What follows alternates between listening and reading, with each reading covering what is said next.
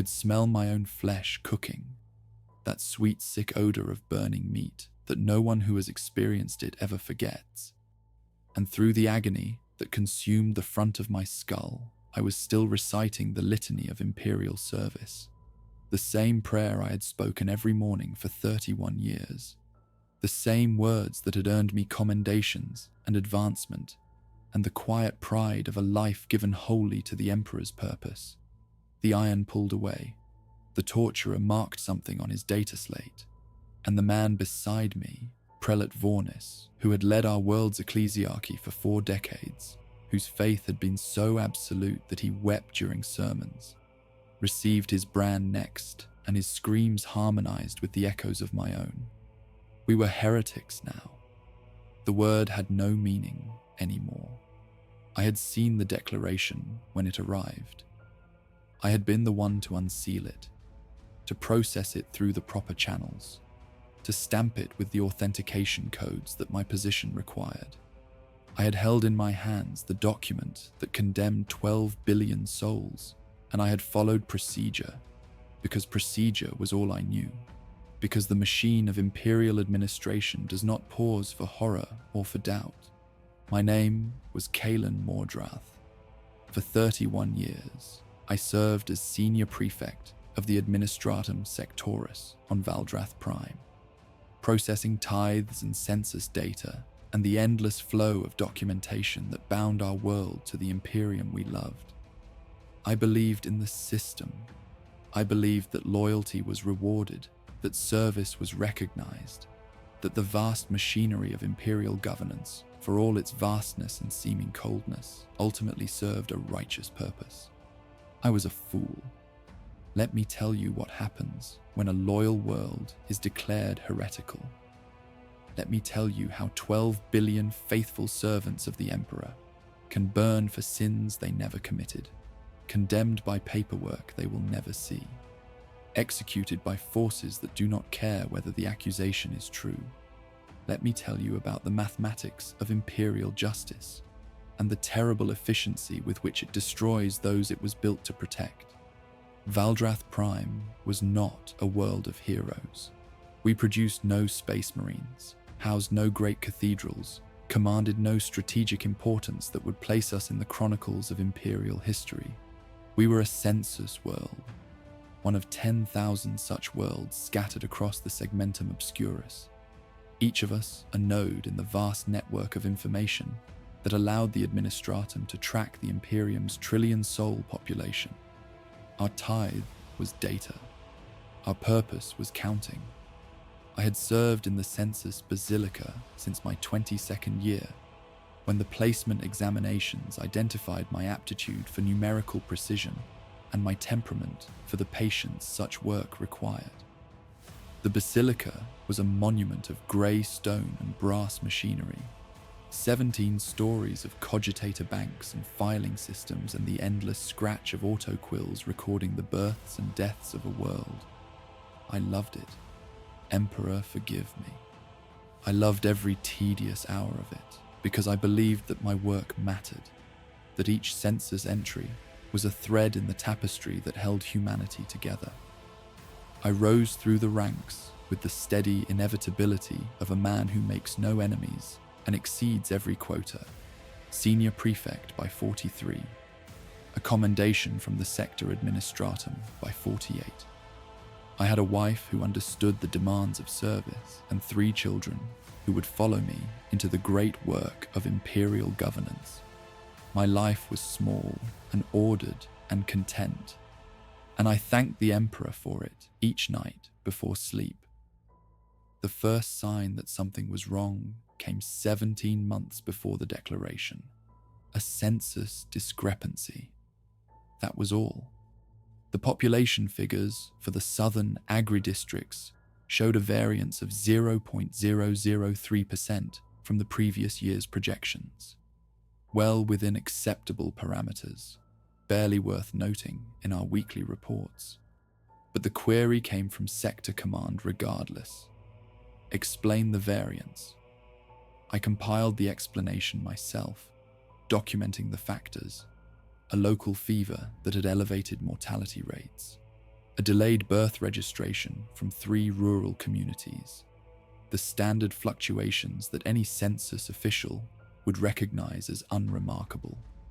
The query was answered. The matter was closed. I thought nothing more of it. 6 months later, a second query arrived. This one concerned our tithe projections, specifically a 0.7% shortfall in the data processing quotas we had submitted for the coming fiscal cycle. Again, I compiled the response. The shortfall was due to a cogitator malfunction in our Eastern Processing Center, already repaired, already compensated for in our revised projections. Standard procedure, standard response. The queries continued, each one minor. Each one answered with the thoroughness that my position demanded. A question about our ecclesiarchy attendance records. A request for clarification on our planetary defense force recruitment numbers. An audit of our astropathic communication logs from the previous decade. I did not see the pattern.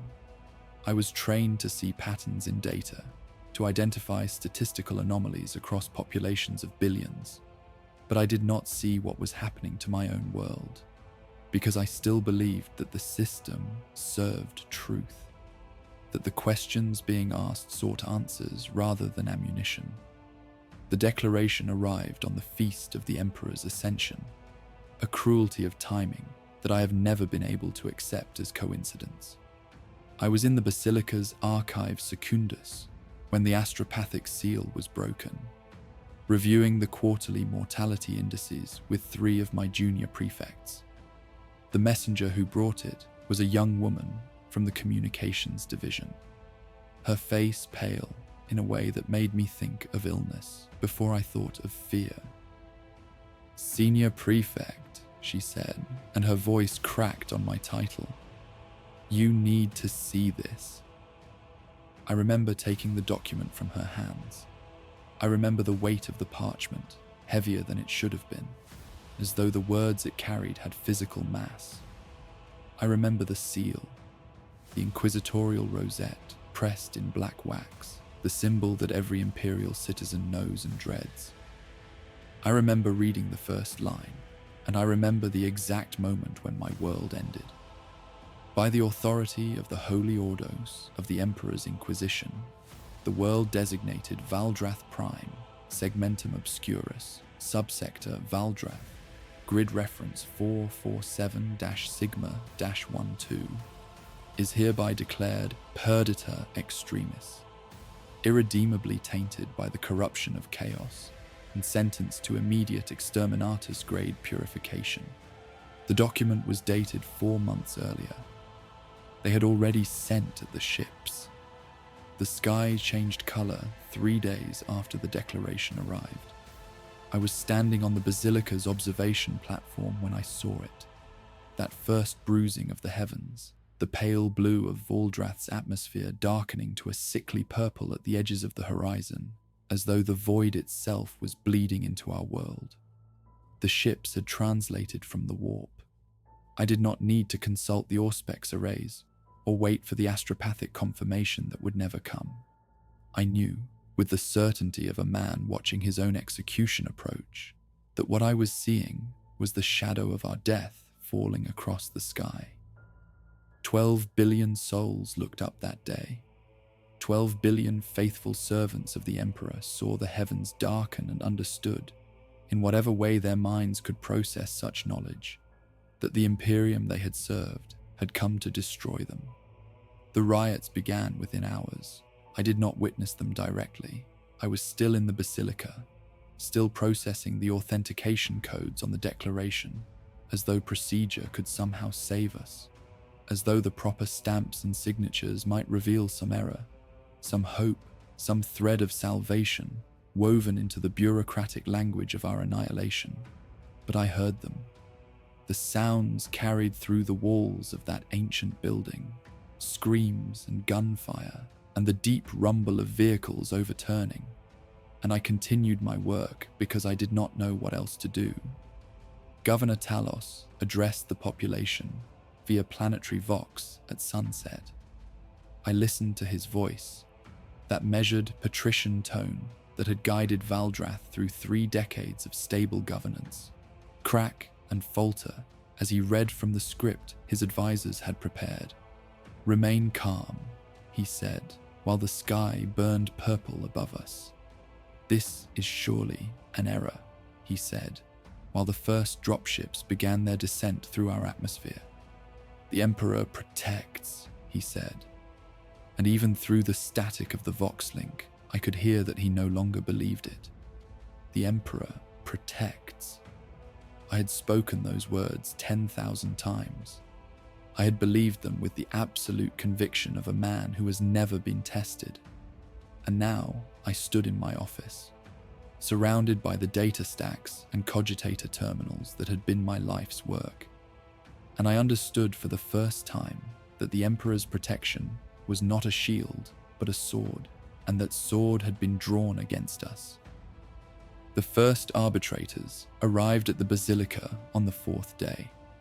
They came in black rhinos, their hulls marked with the sigil of the Adeptus Arbites, and they established a perimeter around our building with the mechanical efficiency of men who had performed such actions 1,000 times before. I watched them from the observation platform, watched them set up their barricades and their heavy stubbers, watched them drag citizens from the surrounding streets and force them to their knees in the plaza below. They were not here to restore order. They were here to process us. A woman in the crowd broke free from the arbitrators, holding her, and ran toward the basilica's gates, screaming something I could not hear through the armor glass. She made it perhaps 30 meters before the shot took her in the back, and she fell forward onto the rockcrete, and the arbitrators who had been chasing her simply stepped over her body and continued their work. No one collected her. No one recorded her name. She lay there for 3 days until the smell became unbearable and a servitor was dispatched to remove the remains.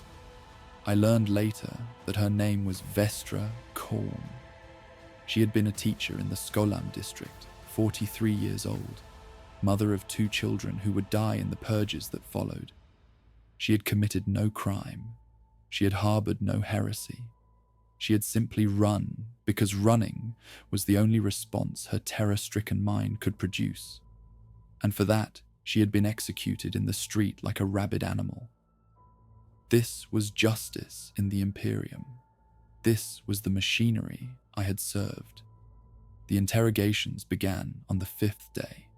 They took us in groups of 20, leading us from our offices and our data stacks down into the sub-levels of the Basilica, into chambers that I had never known existed despite my 31 years of service.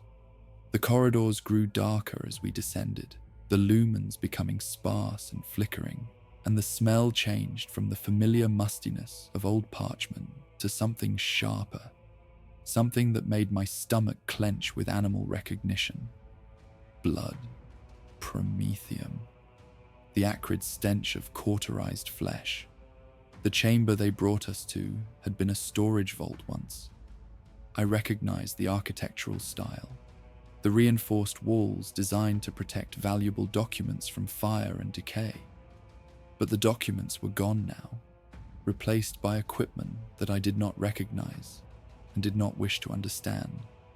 Metal tables with restraints, racks of implements whose purposes I could only imagine, drains set into the floor, stained dark with fluids I refused to identify, and standing at the center of it all, a figure in black power armor, marked with the rosette of the Inquisition.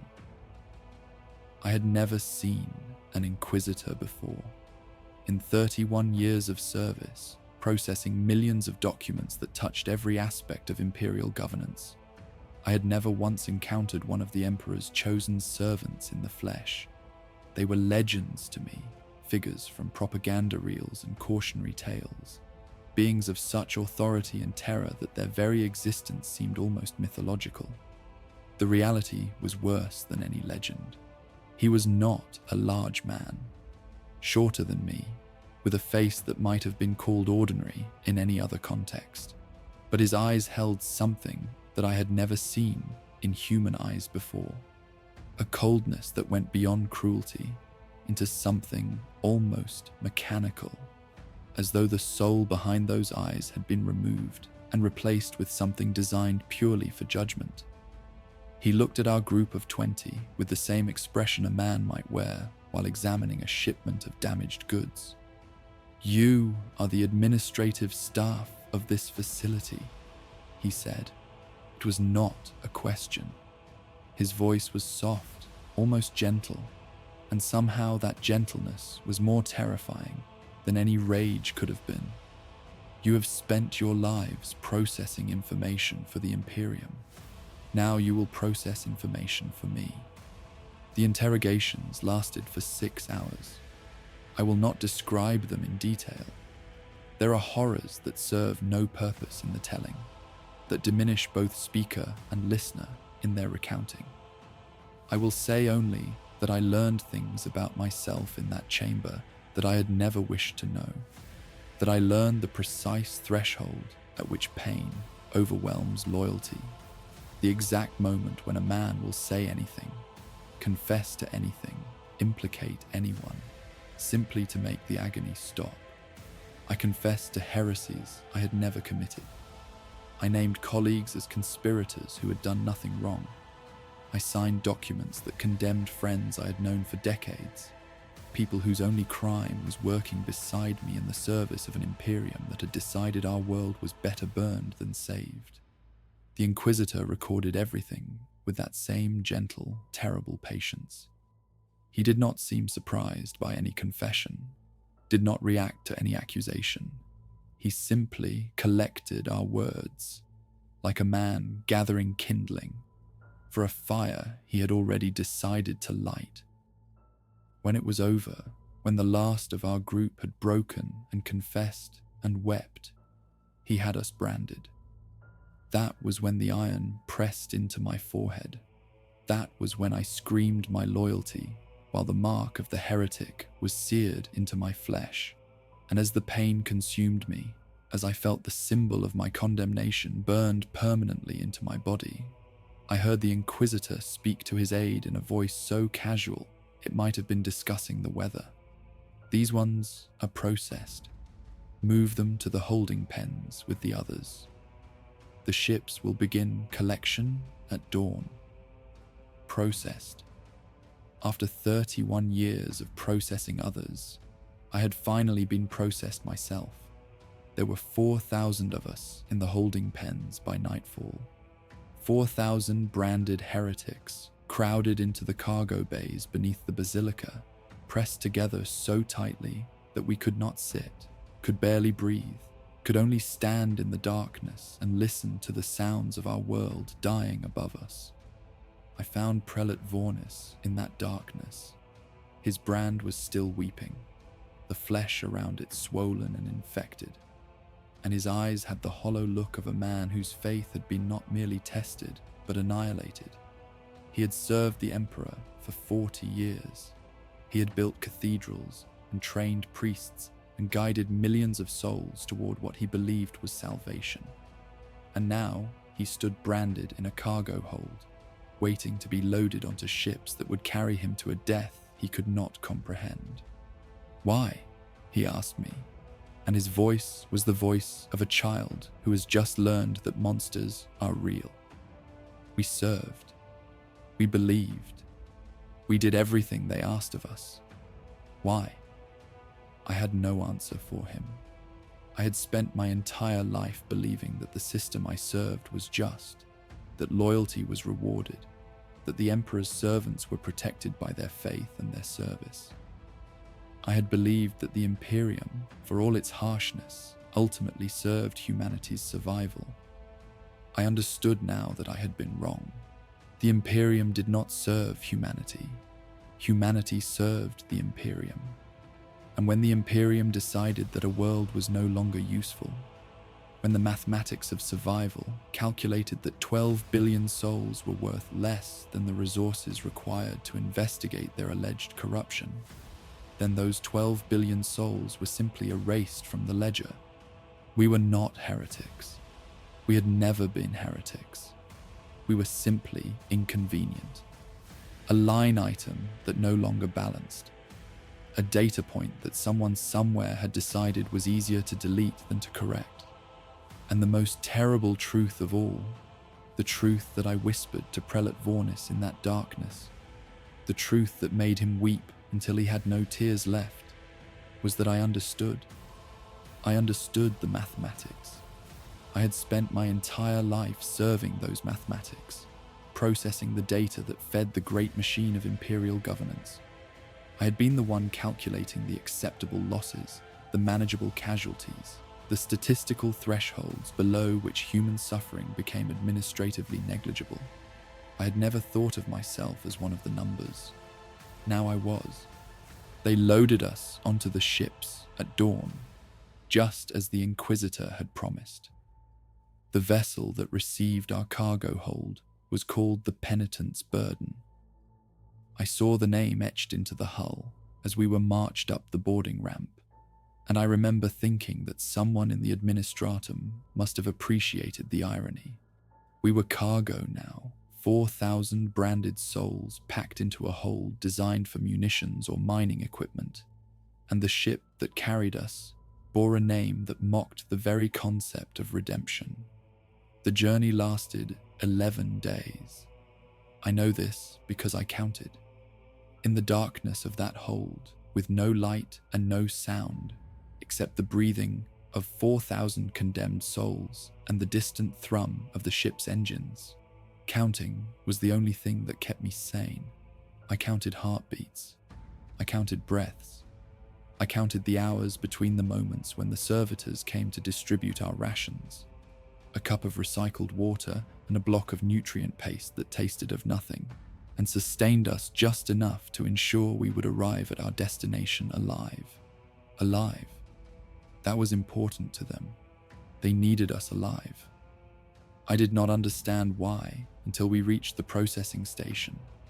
It hung in the void like a wound in space, a massive structure of black metal and flickering lights, larger than any station I had ever seen in the propaganda reels or the administrative briefings that had once been my window into the wider Imperium. The Penitent's Burden docked at one of perhaps 100 berthing arms, and through the small viewport in our hold ceiling, a viewport I had not known existed until someone tall enough to reach it reported what he saw.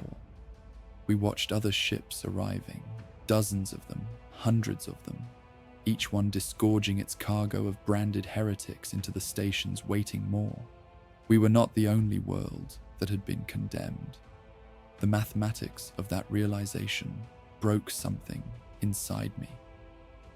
I had thought, foolishly, selfishly, that Valdrath's condemnation was singular, that some specific failure or accusation had marked us for destruction. But watching those ships arrive, watching the endless flow of human cargo being fed into the station's processing bays, I understood that this was not justice. This was industry. The Imperium did not condemn worlds one at a time. It condemned them by the dozen, by the 100, feeding an endless appetite for what? What purpose could possibly require the systematic annihilation of billions of loyal citizens? I would learn the answer. I wish I had not. The processing stations sorted us with mechanical efficiency. Men to one corridor, women to another, children. Emperor, preserve me. There were children in that hold. I had not allowed myself to see them until that moment. To a third corridor that led somewhere I could not see and did not wish to imagine. I never learned what happened to the children. I tell myself that ignorance is a mercy. Our corridor led to a vast chamber filled with metal tables and servitors and tech priests whose mechadendrites clicked and whirred as they moved among us. They stripped us of our clothes, our possessions, everything that marked us as individuals. They shaved our heads and scoured our bodies with chemical agents that burned like fire. They catalogued us, measuring, weighing, recording data on slates that would feed into cogitators, that would process our existence into statistics. I recognized the procedure. I had designed similar procedures myself, decades ago, for processing refugee populations during the aftermath of the Vuldrath subsector famine. I had thought I was creating systems to help people. I had thought I was serving humanity. The same systems were now processing me. A tech priest stopped before me, his biological eye scanning my face while his augmetic lens clicked and refocused. "Designation," he said, and his voice was the grinding of metal on metal. "Kalen Mordrath," I said, "Senior Prefect of the Administratum Sectoris, Valdrath Prime. There has been a mistake. Our world was loyal. We served the Emperor faithfully for X." "Designation irrelevant," the tech priest interrupted. "Previous function irrelevant. You are now Penitent Unit 447-Sigma-4471. Your designated function is labor. Your designated lifespan is calculated at 14 months. Proceed to Processing Bay 7 for work assignment." 14 months. He had spoken my death sentence with the same inflection he might have used to read a supply manifest. 14 months of labor, and then I would die. And my death would be recorded in some cogitator somewhere as a fulfilled quota, a completed transaction, a number that balanced properly in the great ledger of imperial resource management. I proceeded to Processing Bay 7. What else could I do? The bay was filled with other penitent units.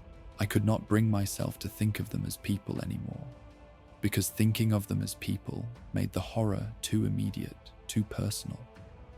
Hundreds of us stood in lines, waiting for the assignments that would determine how we spent our final 14 months. And I found myself standing beside a woman whose brand was newer than mine, still raw and weeping. "I was a teacher," she said, and her voice was hollow, emptied of everything except the need to speak, to confirm that she still existed. "Primary Skolum, 3rd District, 23 years. I taught children to read. I did not respond. I could not. They took my students," she continued, "lined them up in the courtyard and sorted them. The ones who could work went to the labor ships. The ones who couldn't." She trailed off, and I saw something die in her eyes, some final flicker of hope extinguishing itself. I watched. I couldn't look away. I kept thinking someone would stop it. Someone would realize there had been a mistake. No one had stopped it. No one had realized anything. The machine had simply processed them, as it processed everything, as it was now processing us. Her name was Serena Volst. She was 47 years old. She had taught 3 generations of Valdrath's children to read and write, and love the Emperor, who had now condemned them all.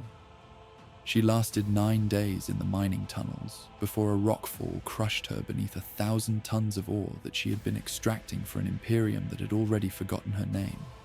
I was there when she died. I heard the rumble of the collapse, felt the ground shake beneath my feet, saw the dust billow from the tunnel mouth in a grey cloud that tasted of stone and blood. I helped to dig through the rubble afterward, because the overseers demanded that we recover the bodies, not out of respect, but because corpses left in the tunnels attracted vermin that interfered with production quotas. We found her 3 hours later. Her body was broken, twisted into shapes that human bodies were not meant to assume, but her face was peaceful, almost grateful, and I understood with a clarity that cut through the numbness that had become my constant companion, that death in those tunnels was not a tragedy. It was an escape. The mining complex was called Penitent's Delve, another name chosen by some bureaucrat with a taste for cruel poetry. It burrowed deep into an asteroid that had no designation I ever learned, extracting ore that would be processed into materials that would build ships and weapons and the endless machinery of imperial war. 12,000 of us labored in those tunnels, and every day the number grew smaller as cave-ins and accidents and simple exhaustion claimed their toll. I worked alongside men and women from a dozen condemned worlds, hive workers from Crestal 7, whose crime had been a governor's embezzlement of tithe funds, farmers from Delos Prime, condemned because an inquisitor had dreamed of serpents and interpreted it as a sign of corruption, soldiers from the Valdros cluster, whose regiment had been declared heretical after their commissar was discovered to be a secret psyker. None of them had done anything wrong. All of them were dying. Prelate Vornis lasted longer than most. His faith, shattered as it was, gave him something to cling to in those tunnels, a routine of prayer and meditation that structured his days and gave meaning to his suffering. He would gather small groups of workers in the brief rest periods between shifts, leading them in whispered devotions that the overseers tolerated as long as they did not interfere with production. "The Emperor tests us," he would say, his voice hoarse from the dust and the screaming. "This suffering is not punishment, but purification. We will emerge from this darkness cleansed, worthy of his light." I wanted to believe him. "Emperor, forgive me." I wanted so desperately to believe that there was purpose in our suffering, that the agony we endured served some greater plan, that the God we had worshipped our entire lives had not simply abandoned us to die in darkness for sins we had never committed. But I had seen the processing stations. I had seen the mathematics. And I knew, with the certainty of a man who had spent his life serving those mathematics, that there was no test here. There was no purification. There was only extraction, the systematic harvesting of labor from bodies that had been deemed worthless for any other purpose. We were not being punished. We were being used. Vornis died on the 63rd day. A tunnel collapse. The third that week, the overseers had been pushing us harder as quotas increased and bodies became scarce. I was working 3 sections away when it happened. But I heard the sound, that terrible grinding roar that haunted my dreams, and I knew before the dust settled that someone I knew was gone. They did not let us recover his body. The collapse had sealed off an entire section of the mine, and the resources required to dig through would have exceeded the value of the ore that section contained. So Prelate Vornis remained there, entombed in the darkness he had tried so hard to fill with light, his bones becoming part of the asteroid that had consumed him. I said a prayer for him that night, the first prayer I had spoken since the brand was pressed into my forehead. I did not know if the Emperor was listening. I did not know if there was anything left to listen. But I prayed anyway, because Vornis had deserved better, because all of them had deserved better, because the alternative was accepting that their deaths meant nothing, and I was not yet ready for that final surrender. 312 days I labored in those tunnels. 312 days of darkness and dust, and the constant knowledge that each shift might be my last. I watched the population of Penitent's Delve dwindle from 12,000 to 8,000 to 5,000. Watched the faces around me change as the old workers died, and new shipments of condemned souls arrived to replace them. I should have died there. The mathematics said I would. 14 months, the tech priest had calculated, and I was already past 11. My body was failing, lungs scarred from the dust, muscles atrophied from malnutrition, hands so calloused and broken that I could barely grip my tools. But on the 312th day, something changed. The overseers came for me in the middle of my shift. 2 arbitrators in full carapace armor who seized my arms and dragged me from the tunnel without explanation. I thought I was being taken for execution. Many workers were when they became too weak to meet their quotas. And I felt something almost like relief at the prospect. Instead, they brought me to a chamber I had never seen, deep in the administrative levels of the complex. And waiting for me there, seated behind a desk covered in data slates and parchment, was an inquisitor. Not the same one who had branded me. This one was older, a woman with grey hair and eyes that held something the first inquisitors had lacked. Something that might, in another context, have been called compassion.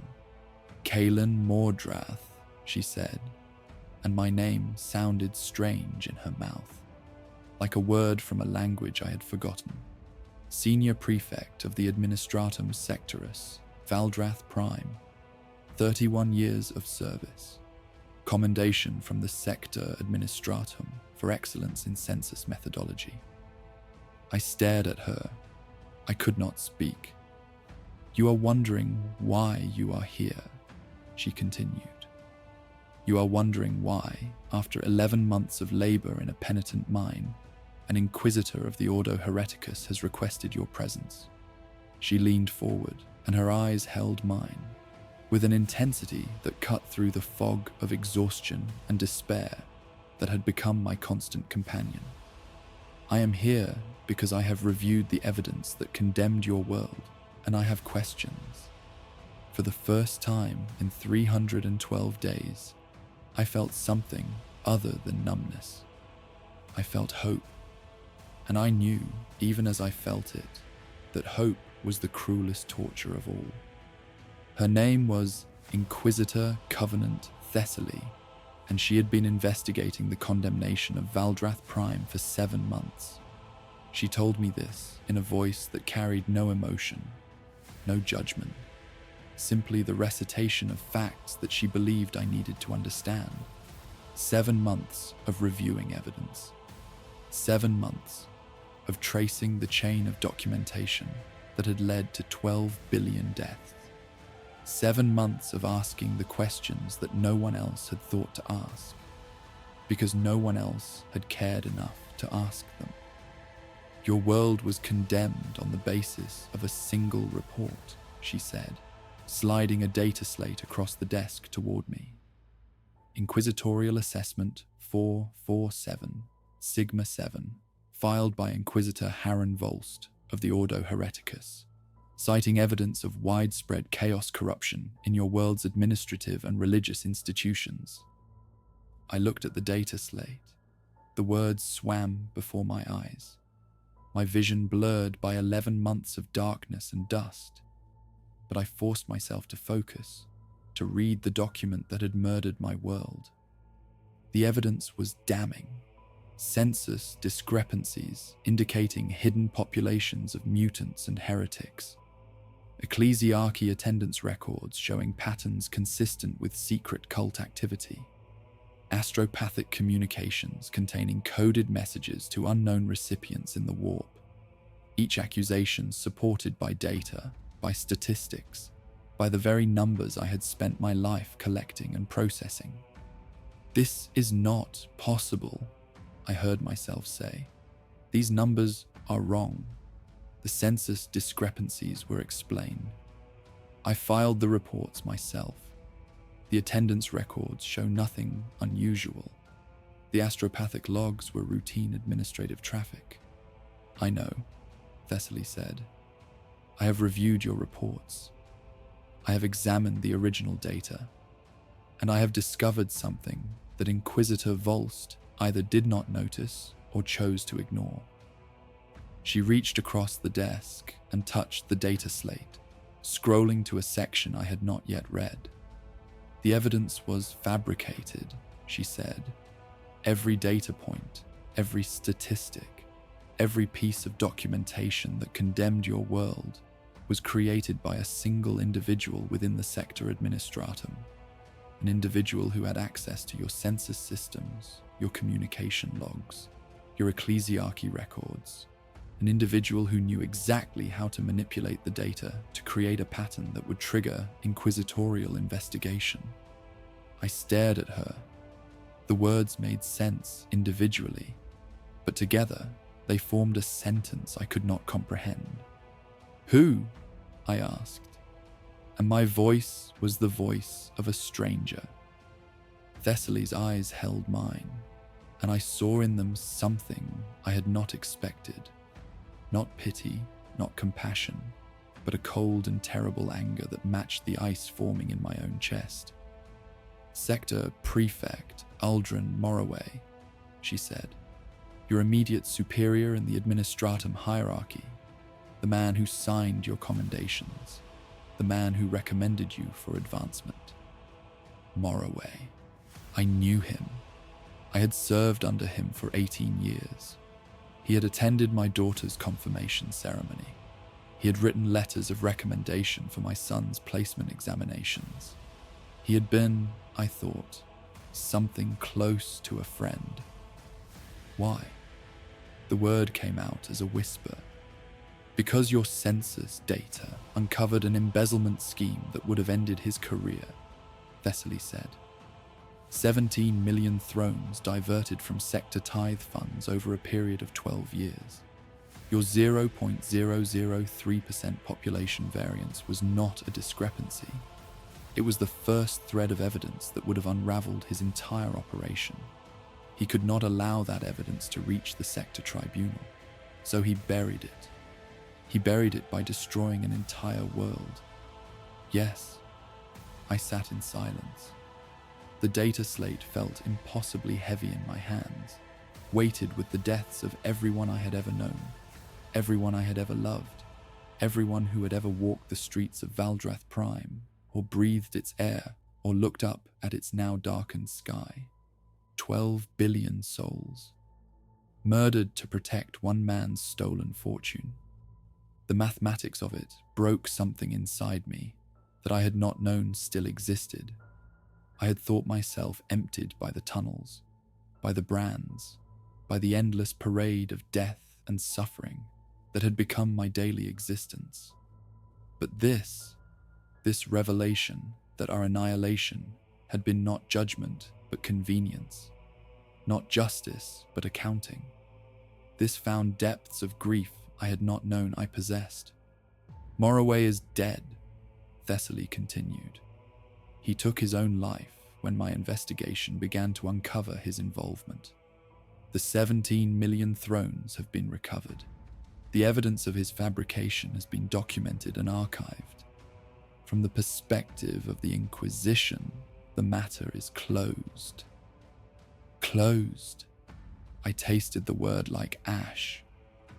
12 billion people are dead, and the matter is closed. The Imperium does not resurrect the dead, Prefect Mordrath. It does not reverse exterminatus declarations. It does not acknowledge errors, because to acknowledge errors is to invite questions, and questions are more dangerous than any heresy. Thessaly's voice hardened. "Your world is gone. Your people are gone. The official record will state that Valdrath Prime was justly condemned for chaos corruption, and that record will stand for 10,000 years. Nothing I do, nothing you do, nothing anyone does can change that." "Then why am I here?" I asked. "Why tell me this?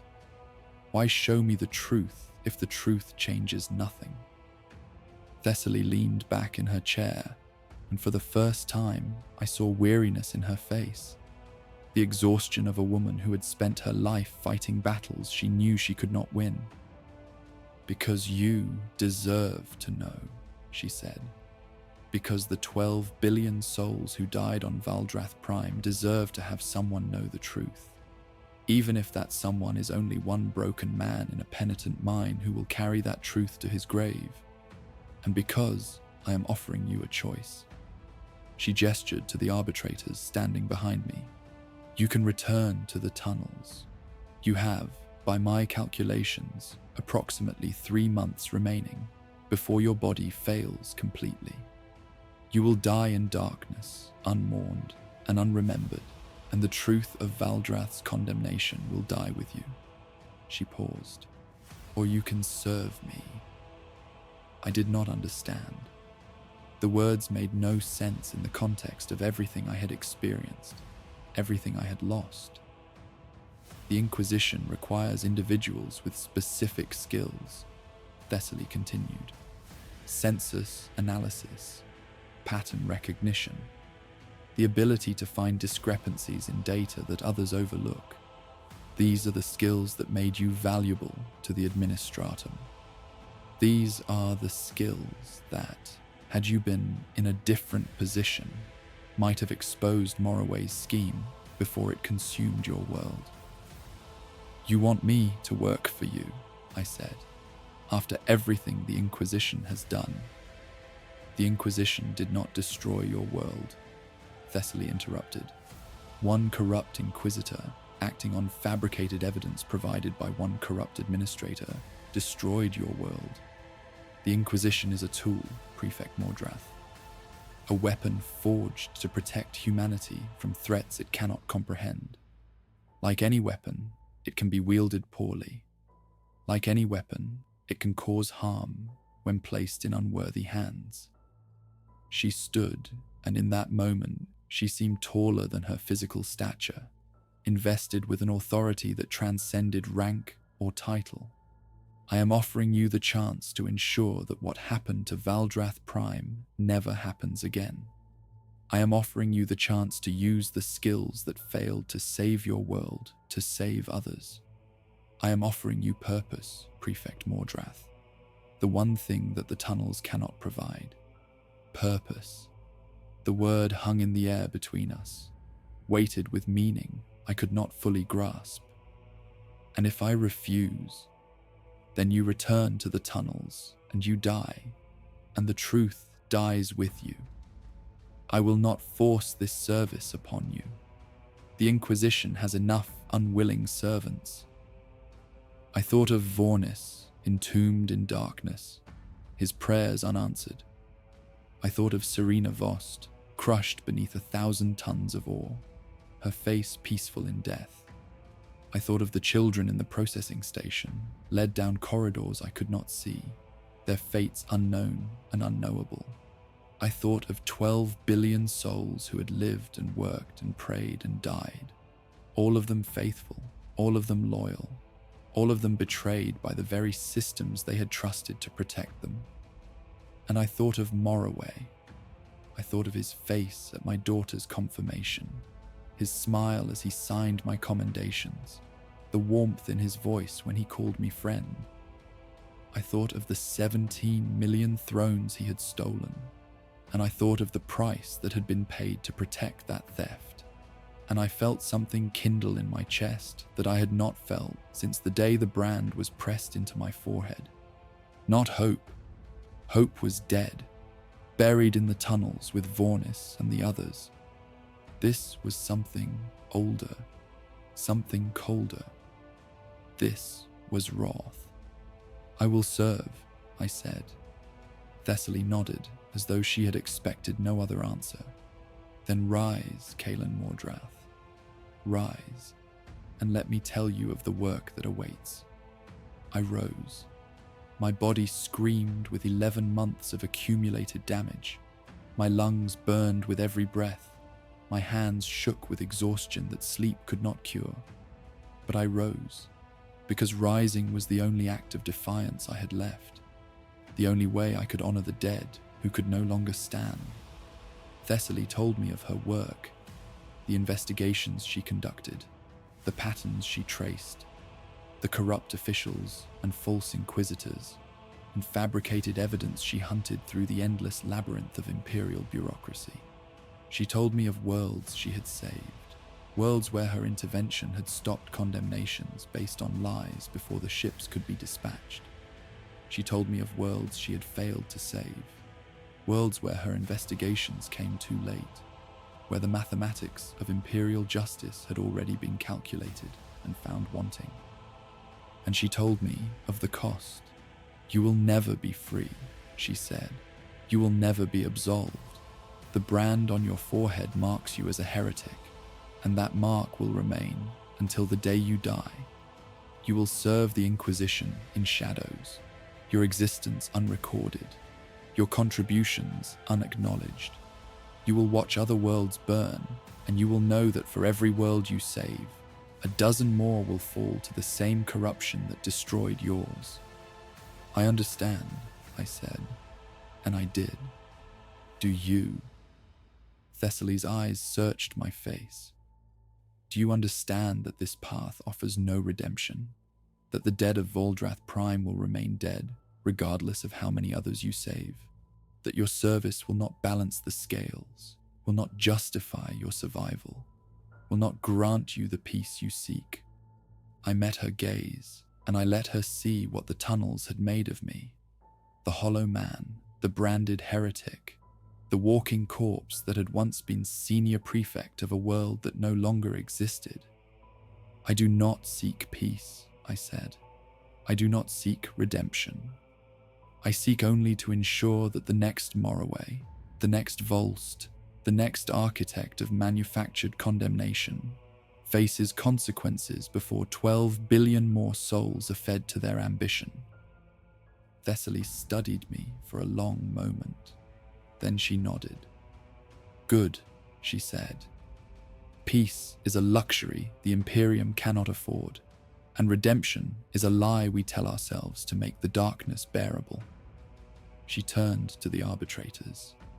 Remove his brand, burn the penitent records. As of this moment, Kaelin Mordrath no longer exists.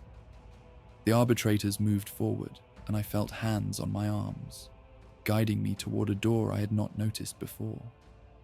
As I crossed the threshold, I looked back at Thessaly, at the woman who had offered me purpose in exchange for everything I had been. One question, I said. How many worlds like Valdrath? How many condemnations based on fabricated evidence? Thessaly's face was unreadable. In the 7 years I have conducted this work, she said, I have confirmed 17 cases of fraudulent condemnation. I have suspected another 43. I have saved 9 worlds from false judgment. She paused. I have failed to save 8. The numbers hung in the air between us. 17 confirmed, 43 suspected, 9 saved, 8 lost. Millions of souls in each calculation. Billions in total. The mathematics of horror rendered in human lives. And how many have never been investigated at all? I asked. Thessaly did not answer. She did not need to. The door closed behind me, and I walked forward into darkness, carrying the truth of my world's destruction like a coal burning in my chest. Valdrath Prime was gone. 12 billion souls were gone. The friends I had known, the family I had loved, the life I had built over 31 years of faithful service. All of it was ash now, scattered across a void that did not remember their names. But I remembered, and I would ensure that the Imperium remembered too, one investigation at a time, one fabricated condemnation at a time, one corrupt official at a time. Not for redemption, not for peace, for the mathematics to finally, impossibly, balance. 43 years have passed since Thessaly pulled me from that mine. I have served in shadows, as she promised. I have traced patterns through data that others dismissed as noise. I have found the fingerprints of corruption in census records and tithe manifests and communication logs. And I have brought that evidence to inquisitors who still believed that truth mattered, that justice was more than a word we spoke to comfort ourselves. I have saved 11 worlds that would have burned as Valdrath burned, condemned on fabricated evidence by men and women who valued their careers more than billions of lives. 11 worlds whose populations will never know how close they came to annihilation, will never know the name of the branded heretic who found the discrepancies that saved them. I do not need them to know. The knowing was never the point. I still dream of Valdrath sometimes. I dream of the Census Basilica, its grey stone and brass machinery, the scratch of autoquills and the hum of cogitators processing the lives of 12 billion souls. I dream of my wife's face, though the years have blurred her features into something more felt than seen. I dream of my children, forever young, forever faithful, forever unaware of the betrayal that awaited them. I wake from these dreams with the taste of ash in my mouth and the weight of numbers pressing against my chest. 12 billion. The figure has not grown smaller with time. The mathematics of loss do not diminish. But I have learned to carry them. The brand is gone from my forehead, burned away by Thessaly's chirurgeons and replaced with unmarked flesh that tells no story. But I feel it still, in the quiet hours before dawn, a phantom pressure where the iron once seared my loyalty into my skin. I was a heretic once. I am something else now. Thessaly died 7 years ago, an investigation that cut too close to powers she could not overcome. I was not there when it happened. I learned of it through channels that do not officially exist, whispers passed between agents who serve an inquisition that does not acknowledge our existence. She died as she lived, hunting corruption in the machine that was supposed to protect us all. I continue her work. Others continue it beside me. Other survivors, other witnesses, other broken instruments repurposed for a war that will never end. We are few. We are forgotten. We are the margin of error in the Imperium's calculations, the rounding that gets lost when billions become statistics. But we remember. I am old now. My lungs never recovered from the tunnels, and each breath carries the echo of dust and darkness. My hands shake when I hold a stylus, and my eyes strain to read the data slates that were once my native language. The mathematics of my own mortality grow clearer with each passing year. When I die, there will be no record of my service, no commendation, no memorial. The name Coilan Mordrath was erased from Imperial records 43 years ago, and the man who carries that name will vanish just as completely. But Valdrath Prime will not vanish. Not entirely. Not while I draw breath to remember it. 12 billion souls trusted the Imperium to protect them. They worked and prayed and served and believed, and in the end, their faith was answered with fire. They deserved better. They all deserved better. I could not save them. I can only ensure that their deaths were not entirely without meaning. That somewhere, in the vast, uncaring machinery of Imperial governance, one broken man still remembers the cost of a signature, the weight of a fabricated report, the price of 17 million thrones paid in human lives. This is my testimony. This is my witness. This is all that remains of a world called Valdrath Prime, where 12 billion faithful servants of the Emperor lived and died and were forgotten. I will not forget. Let that be enough.